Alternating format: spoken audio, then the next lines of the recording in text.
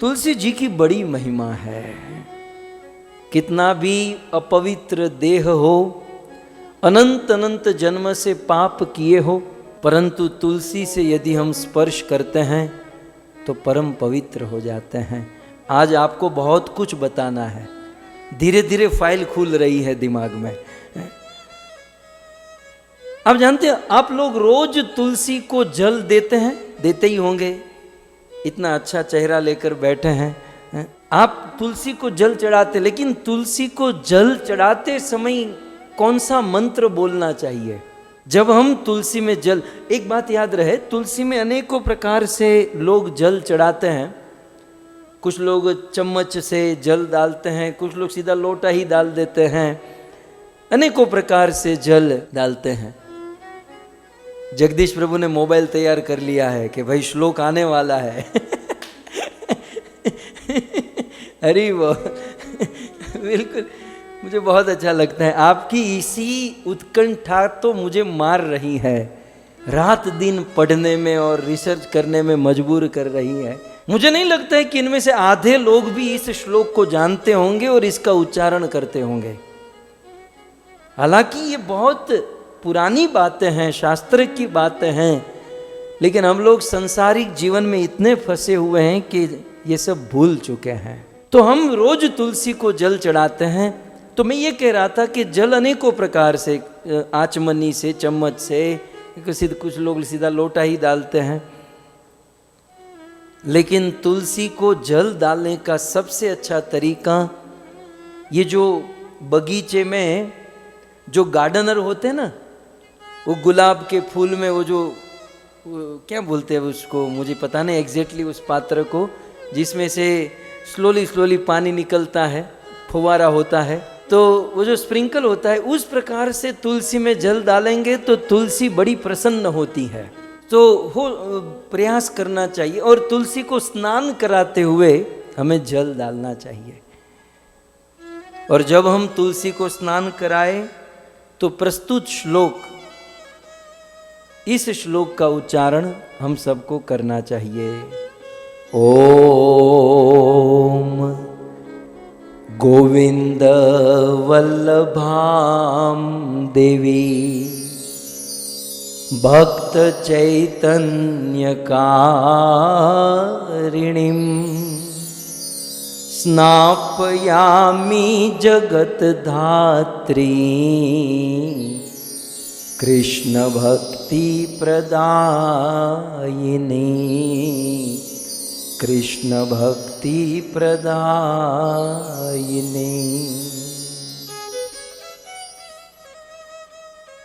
ओम सबसे पहले इंडिकेट है, इस मंत्र में ओम शब्द है, बड़ा पवित्र ब्रह्म शब्द है। गोविंद वल्लभाम देवी, हे देवी आप कौन? तो गोविंद की वल्लभा, वल्लभा माने प्रिया। हे देवी आप गोविंद की वल्लभा हो और भक्त चैतन्य कारिणी, ये बहुत ऊंचा शब्द है। और भक्तों को आप चैतन्य देने वाली, मतलब भक्तों को चेतना देने वाली। हमारी भक्ति जो ना रूखी सूखी हो चुकी है। भक्ति तो हम करते हैं, माता पिता के संस्कार, गुरु का आश्रय और थोड़ा बहुत भक्ति तो है, लेकिन भक्ति शिथिल हो चुकी है। यदि तुलसी माता को जल अर्पण करेंगे तो भक्त चैतन्य कारिणी, भक्त को चेतनीभूत कर देती है, भक्ति को लबालब भर देती है ये तुलसी महारानी। तो ओम गोविंद वल्लभाम देवी भक्त चैतन्य कारिणीम स्नापयामि जगद्धात्री, हे जगद्धात्री, हे जगत की माता, स्नापयामि मैं आपको स्नान करा रहा हूँ। स्नापयामि माने मैं आपको स्नान करा रहा हूँ, क्योंकि आप कृष्ण भक्ति प्रदायिनी, क्योंकि आप भगवान श्री कृष्ण की भक्ति प्रदान करने वाली हो। याद रहे, हमें तुलसी में जो जल, ये तुलसी का स्नान मंत्र है, तुलसी में जल डालने का मंत्र है। तो हम 2 जल तुलसी जी में डाल सकते हैं। एक, यदि बहुत अच्छा होगा, भगवान श्री कृष्ण, भगवान श्री विष्णु के विग्रह का जो चरण जल है, विष्णु का चरण जल यदि तुलसी में चढ़ाएंगे तो बहुत अच्छा होगा, और यदि नहीं हो सकता तो साधारण जल हमें यह मंत्र बोलकर तुलसी जी में डालना चाहिए। फिर तुलसी जी को प्रणाम दंडवत करना चाहिए, फिर से डाले, फिर दंडवत, फिर से डाले, फिर दंडवत, 3 बार ऋतु के अनुसार उस क्वांटिटी को समझकर जल अर्पण करना चाहिए। ये तो हो गया तुलसी जी को जल अर्पण करना। अब हम जब तुलसी का चयन करते हैं, तुलसी पत्र यदि हम ठाकुर जी की सेवा के लिए लेते हैं, तब 2 श्लोक का विधान हमारे वेदों में, शास्त्रों में कहा गया है।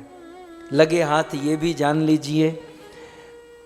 तुलसी चयन मंत्र, तुलसी को चयन करने का मंत्र है, तुलसी मृत जन्मासी सदा त्वं केशव प्रिये केशवार्थ चीनो त्वां वरदा भवशोभने वरदा भवशोभने।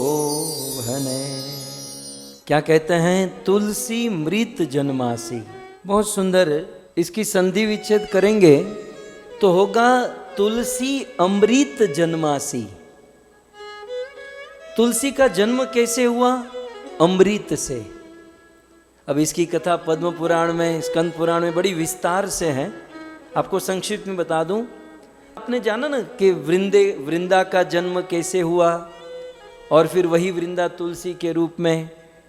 तो ये कथा पुराणों में है। और भी एक अन्य कथा है कि तुलसी जी का जन्म, एक समय की बात श्रीमद् भागवत जी में वर्णन है कि देव और दानवों ने मिलकर समुद्र मंथन किया, और उस समुद्र मंथन का सबसे बड़ा आनंद भगवान विष्णु को था। पहला आनंद तो यह था कि कश्यप जी के ही ये दोनों पुत्र हैं, देवता और दानव, लेकिन कभी शांति से नहीं बैठते। एक बाप के बेटे हैं, लेकिन बस झगड़ा करते रहते हैं स्वर्ग के लिए और भोगों के लिए। लेकिन युग युगों के बाद भगवान विष्णु के कहने पर देवता और दानवों में संधि हुई। उस संधि के कारण भगवान विष्णु बड़े प्रसन्न थे। प्रसन्नता मुख्य है। इस संसार में भी जब कोई व्यक्ति झगड़ा करता है, कलह क्लेश करता है, भगवान कभी प्रसन्न नहीं होते। झगड़े से किसी का भला नहीं होता।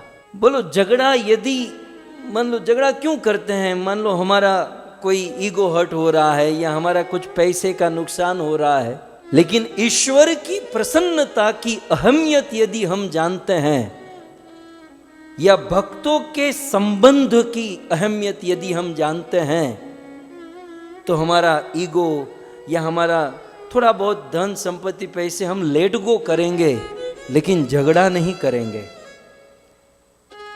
क्योंकि भगवान इससे प्रसन्न नहीं होते। लेकिन ऐसा वर्णन है, जिस समय देव और दानवों में मित्रता हुई, भगवान विष्णु उस दिन बड़े प्रसन्न हुए।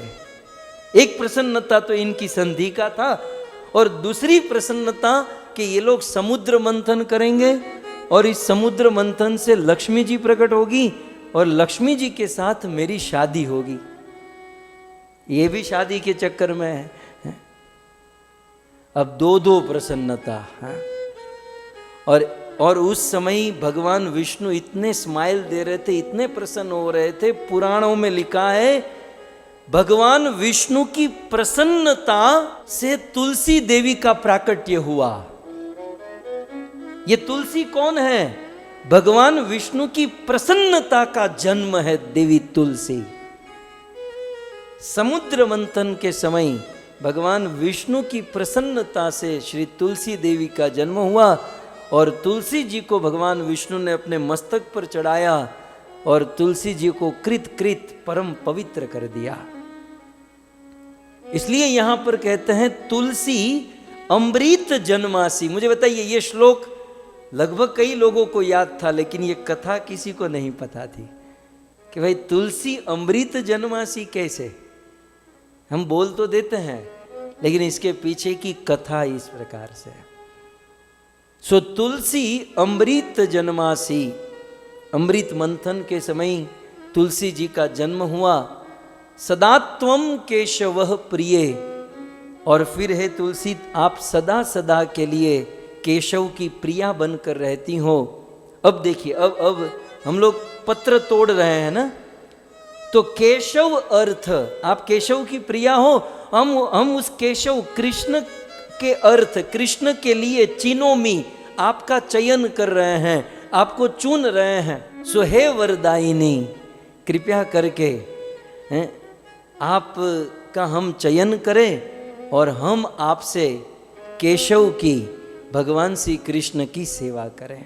ये एक मंत्र, और इसके बाद तुरंत और एक मंत्र बोलना है, बहुत सुंदर। त्वद अंगम संभवेर नित्यम, हे देवी आपके श्री अंगों से उत्पन्न होने वाले जो पत्र और मंजरी है, त्वद अंगम संभवेर नित्यम, आपके अंग से नित्य रूप से पत्र और मंजरी प्रकट होती है। और इस पत्र और मंजरी से पूजयामी यथा हरिम, मैं हरि की सेवा करना चाहता हूँ, या मैं हरि की सेवा, हरि की पूजा करना चाहती हूँ। तो तथा कुरु, तो कृपया करके आप ऐसा उपाय करो, आप मुझे ये पत्र चयन करने दो या मंजरी चयन करने दो। पवित्रांगी, मानो तुलसी जी कहे कि मैं ही क्यों, तो इसका उत्तर हम देते हैं पवित्रांगी, क्योंकि आप पवित्र हो, आपका अंग अंग पवित्र है। और कलो मल विनाशिनी, और आप कलयुग के मल का विनाश करने वाली हो। इस प्रकार बोलकर एक पत्र तोड़ना है। तुलसी मृत जन्मासी सदा त्वम केशव प्रिय, केशवार्थ चीनोमि त्वाम वरदा भव शोभने, त्वद अंग संभवेर नित्यम पूजयामी यथा हरिम, तथा कुरु पवित्रांगी कलो मल विनाशिनी। टक, ऐसा आवाज आना चाहिए, टक करके एक पत्र ले लिया। फिर यह 2 श्लोक बोलकर दूसरा पत्र। ऐसे तुलसी जी को मतलब अत्याचार करके नहीं तोड़ना चाहिए, प्रेम से एक पत्र तोड़े तो दूसरा परेशान न हो, इस प्रकार भाव से। ओके, आचार्य ने तो यहां तक कहा, हमारे पुराणों में तो यहां तक लिखा है कि पहले तो तुलसी जी के स्नान का मंत्र एक हो गया, फिर 2 मंत्र तुलसी पत्र चयन करने के लिए हो गए। अब तुलसी चयन करने के बाद तुलसी माँ को कष्ट तो होता ही होगा, आपके शरीर से कोई बाल खींचे तो कष्ट तो होता ही है, स्वाभाविक है। भले वो भगवान की सेवा में जा रहा है, उनकी बड़ी इच्छा है कि भगवत सेवा मैं करूं, तुलसी जी की भी इच्छा है, लेकिन कष्ट तो होता ही है, ये तो मानना ही होगा। तो उस जो हमने कष्ट दिया है उसके निवारण के लिए तुलसी जी को क्षमा याचना मंत्र नोट कर लीजिए। तुलसी पत्र तोड़ने के बाद, चयन करने के बाद ये क्षमा याचना मंत्र है। चयनोद्भव दुःखं च यद हृदि तव वर्तते, तव क्षमस्व जगन्माता, तव क्षमस्व जगन्माता,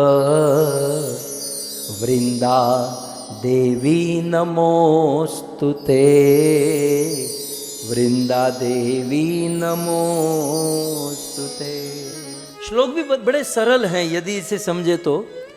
चयनोद, चयनोद माने हमने चयन किया, हमने तुलसी पत्र तोड़ा। तुलसी पत्र का चयन करने से भवद दुखम च, हे देवी आपको दुख तो होगा ही, हुआ ही होगा। चयनोद भव दुखम च यत हृदि तव वर्तते, यूं तो हमने हमारे लिए नहीं प्रभु के लिए तुलसी पत्र तोड़ा है, लेकिन फिर भी इस पत्र का चयन करने से तव हृदि दुख वर्तते, आपके हृदय में यदि दुख हुआ है तो तव क्षमस्व जगन्माता, हे जगत माता तव क्षमस्व, मुझे क्षमा कीजिए। वृंदा देवी नमोस्तुते, हे वृंदा देवी मैं आपको प्रणाम करता हूँ, कि आप मुझे क्षमा कर दीजिए। इस प्रकार से हमारे आचार्यों ने पाथिये पाथिये तेल डाला है। यदि समय हो, समझना हो, तो सारी बातें भगवान ने अपने वेदों में, पुराणों में, शास्त्रों में आचार्यों ने दी है, और आप लोग इसे सुन रहे हैं और जीवन में उतारने का प्रयास कर रहे हैं। ये आप सबकी महिमा है।